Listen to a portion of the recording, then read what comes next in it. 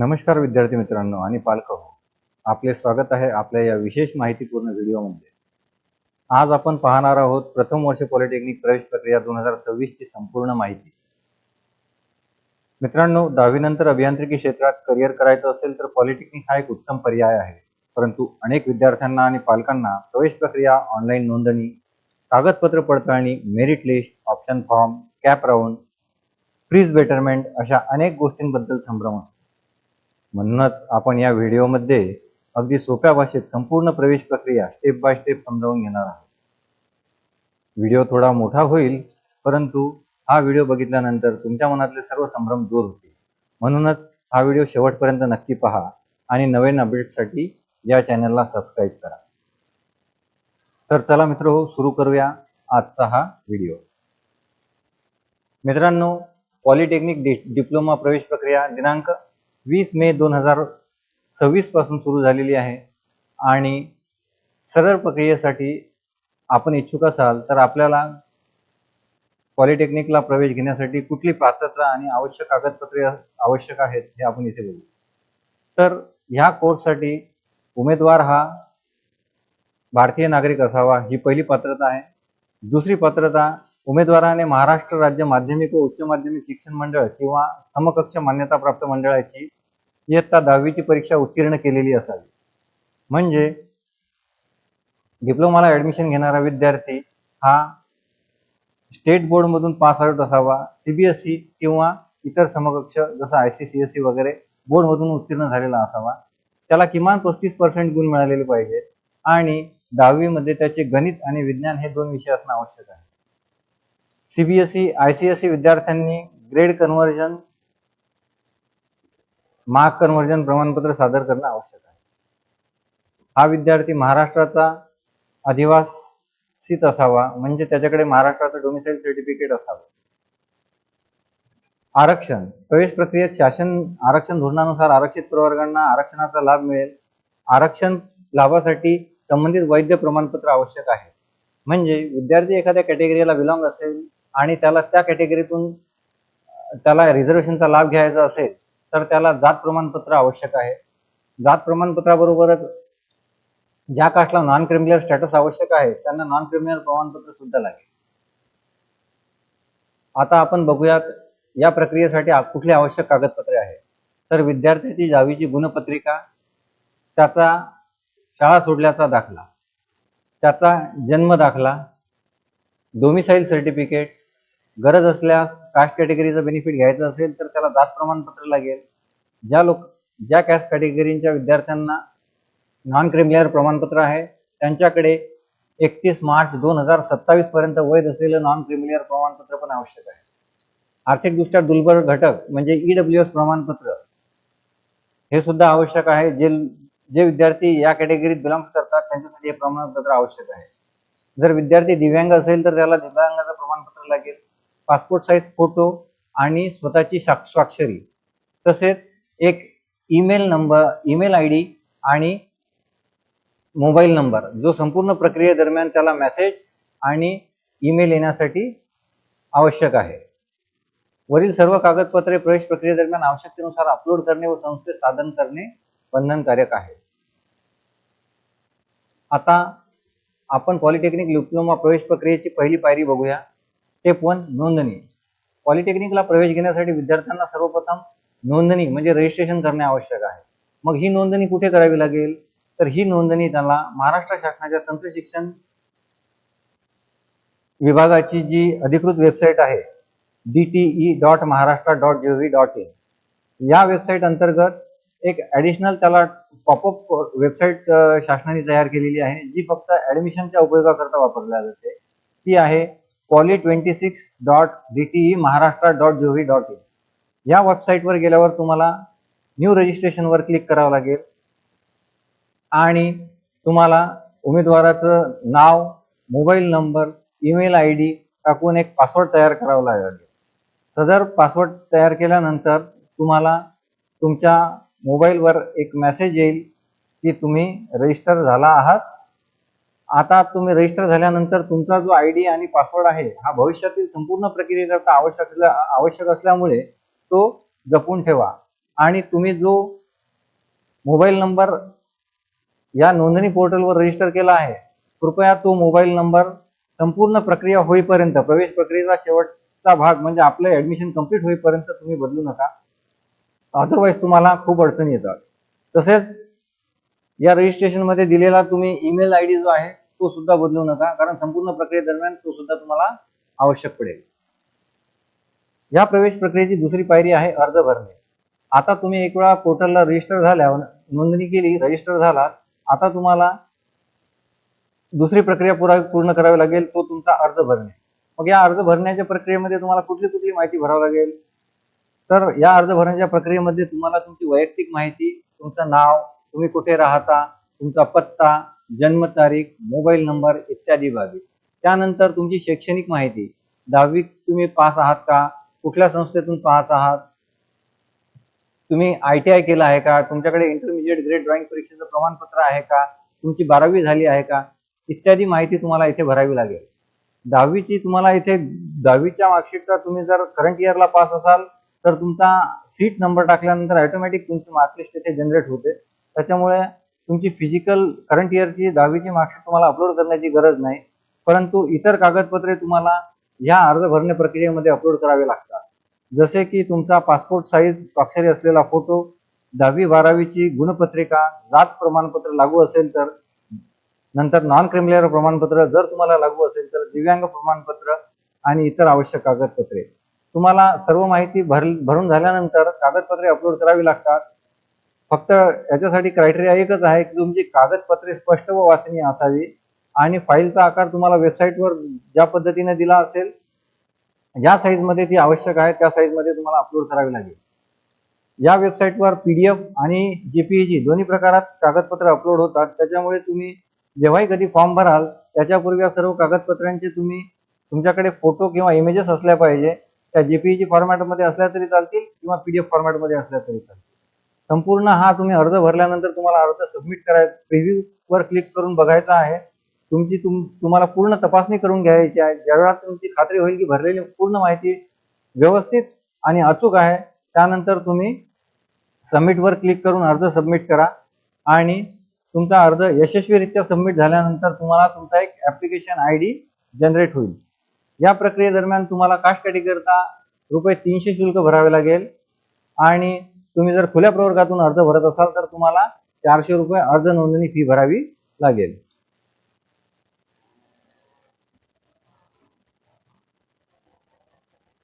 सदर अर्ज भरण्याच्या प्रक्रियेमध्ये आपल्याला एक बाब म्हणजे जाणीवपूर्वक तपासून बघायची आहे, ती म्हणजे तुम्हाला तुमचा अर्ज इलेक्ट्रॉनिक माध्यमातून व्हेरीफाय करावयाचा आहे किंवा तुम्ही प्रत्यक्ष सेंटरवर जाऊन तुमच्या अर्जाची तपासणी करून घेणार आहात.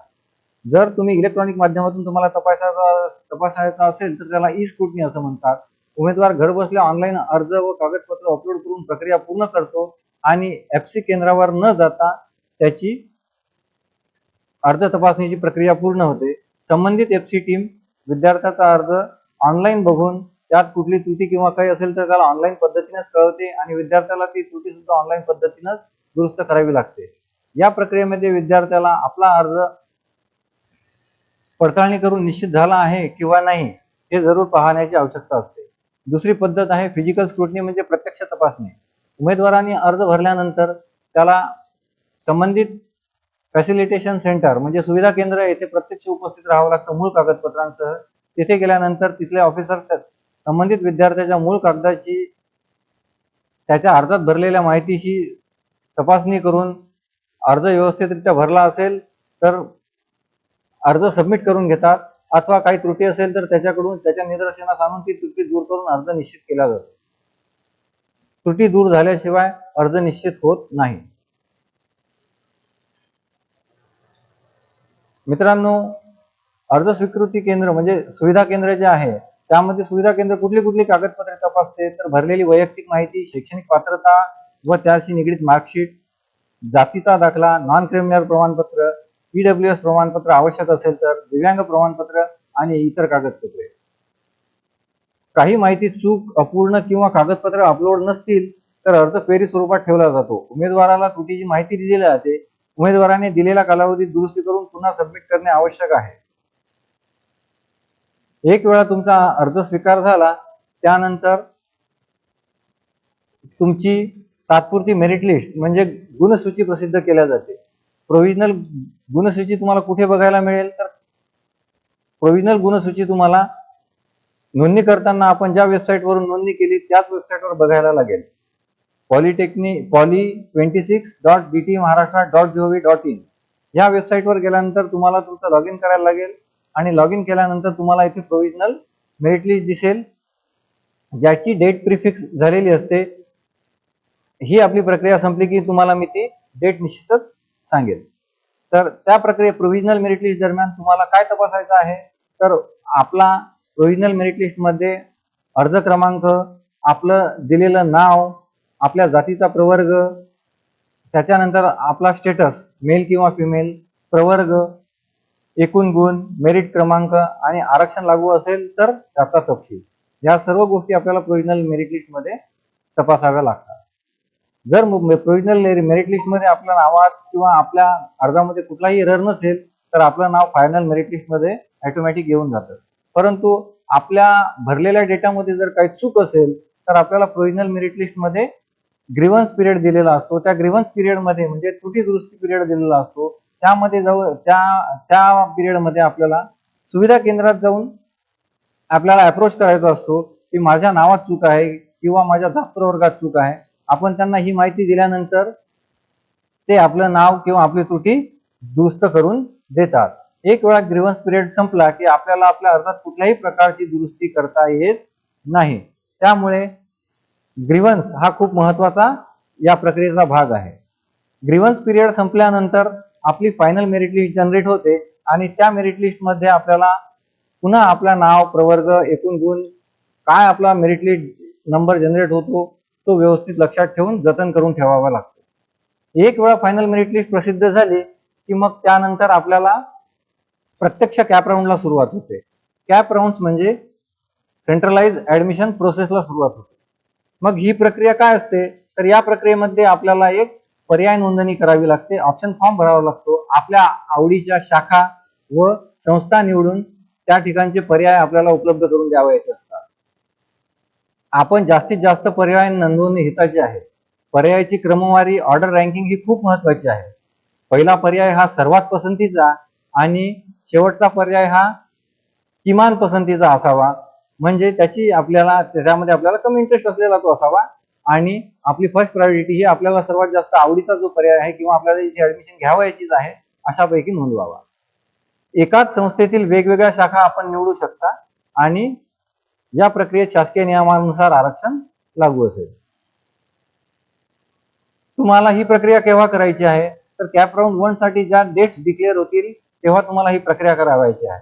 मग ही प्रक्रिया कशी करता येईल तर तुम्हाला poly26dt.महाराष्ट्र.gov.in या वेबसाईटवर जाऊन आपलं लॉग इन करायचं आहे. लॉग इन केल्यानंतर तुम्हाला ऑप्शन फॉर्म या मेनू मध्ये जावं लागेल. ऑप्शन फॉर्म या मेनू मध्ये गेल्यानंतर तुम्हाला उपलब्ध संस्था व शाखांची यादी बघावी लागेल. आपल्या पसंतीनुसार आपल्याला पर्याय क्रमाने नोंदवावे लागतील. पर्याय सेव्ह करून नंतर ओटीपी टाकून आपल्याला ते लॉक करावे लागेल आणि पर्यायाची प्रिंट आपल्याजवळ सुरक्षित ठेवावी लागेल. ही प्रोसिजर आपल्याला ऑप्शन फॉर्म भरताना करावयाची आहे. प्रत्येक राऊंड साठी आपल्याला ही प्रक्रिया करावीच लागेल.